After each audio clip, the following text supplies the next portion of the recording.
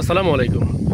আমরা চমৎকার একটি রাস্তা এসেছি, যদিও রাস্তাটি মাটি দিয়ে করা, এখনও পাকা হয়নি। তো মনে হচ্ছে যে পাকা না হওয়ার কারণেও রাস্তাটি চমৎকার লাগছে, আবার পাকা হলেও হয়তো বা আরও সুন্দর লাগতো।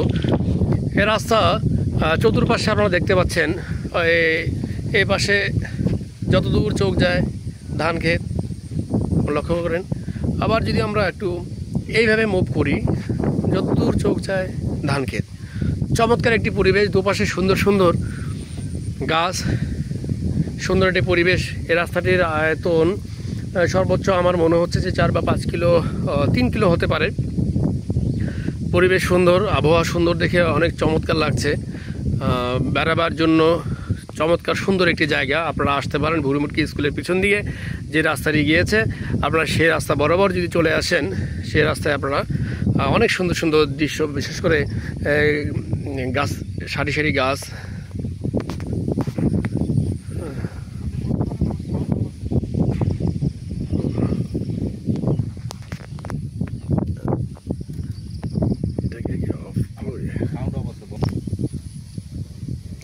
আজকের আবহাওয়া আরও চমৎকার।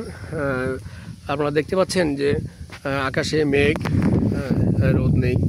বিকাল টাইম এখন বাসছে হলো প্রায় 4:30, 5টা। অনেক চমৎকার এক দৃশ্য এখানে আমরা দেখতে পাচ্ছি।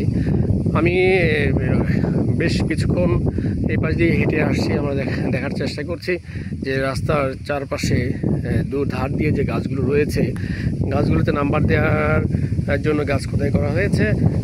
সম্ভবত নাম্বার লেখা হবে।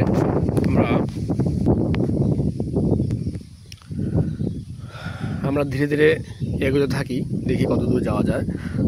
তো এখন শুনলাম যে মূলত রাস্তাটি 1 থেকে 1.5 কিলোর মধ্যে আছে।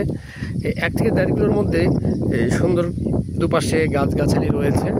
গাছগুলো অনেক সুন্দরভাবে হয়েছে। আশা করি খুব দ্রুত কোনো এক সময় রাস্তাটি পাকা হবে। পাকা হলে হয়তো দৃশ্য আরও মনোরম হবে।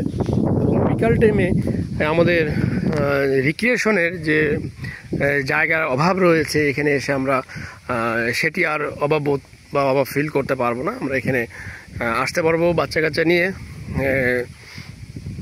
সময় কাটাতে পারবো। সময় কাটানোর খুব সুন্দর একটি জায়গা।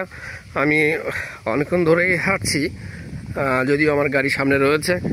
আমরা হেঁটে হেঁটে যাওয়ার চেষ্টা করছি। আসলে চমৎকার একটি দৃশ্য আমরা দেখতে পাচ্ছি।